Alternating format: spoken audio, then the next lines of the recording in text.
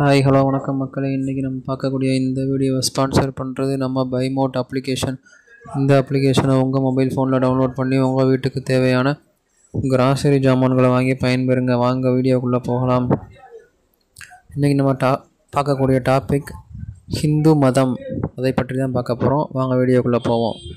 ஹிந்து மதம் என்பது பல்வேறு சிந்தனை முறைகளை உள்ளடக்கியது. இறையியல், புராணம் மற்றும் உரை ஆதாரங்களில் உள்ள பிற தலைப்புகளை பற்றி விவாதிக்கும் பல்வேறு பகிரப்பட்ட கருத்துக்களால் குறிக்கப்படுகிறது. இந்து நூல்கள் ஸ்ருதி மற்றும் ஸ்மிருதி என வகைப்படுத்தப்பட்டுள்ளன. முக்கிய இந்து வேதங்கள், உபநிடதங்கள், புராணங்கள், மகாபாரதம், ராமாயணம் மற்றும் ஆகமங்கள்.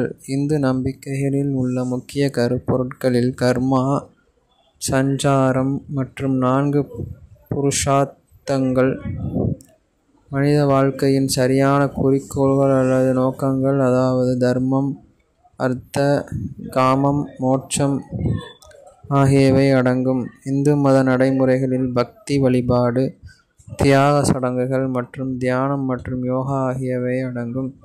இந்து மதத்திற்கு மைய கோட்பாட்டு அதிகாரம் இல்லை. மேலும் பல இந்துக்கள் எந்த பிரிவையும் சேர்ந்தவர்கள் என்று கூறுவதில்லை.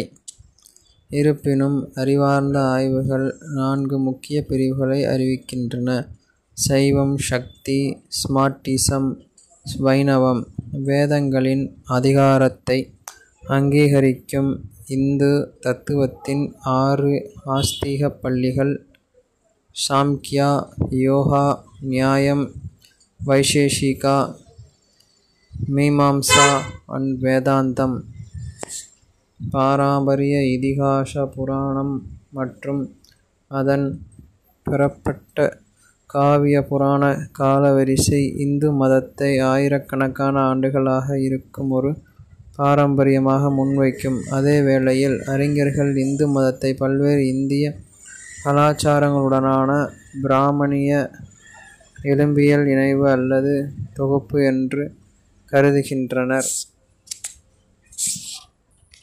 இந்த இந்து தொகுப்பு வேத காலத்திற்கு பிறகு கிமு 500 முதல் கிமு 200 வரை மற்றும் கிமு 300 வரை இரண்டாவது நகரமயமாக்கல் மற்றும் காவியங்கள் மற்றும் முதல் புராணங்கள் இயற்றப்பட்ட இந்து மதத்தின் ஆரம்பகால பாரம்பரியத்தின் காலத்தில் தோன்றியது.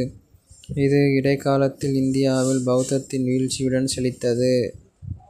19ஆம் நூற்றாண்டிலிருந்து மேற்கத்திய கலாச்சாரத்தால் பாதிக்கப்பட்ட நவீன இந்து மதம் மேற்கில் பெரும் ஈர்ப்பை பெற்றுள்ளது. குறிப்பாக யோகா மற்றும் ஆழ்நிலை தியானம் மற்றும் ஹரே கிருஷ்ணா இயக்கம் போன்ற பல்வேறு பிரிவுகளில் பிரபலப்படுத்துதலில் இது பிரதிபலிக்கிறது. இதுவே இந்து மதத்தின் வரையறுக்கத்தக்க வரலாறாகும். நன்றி, வணக்கம்.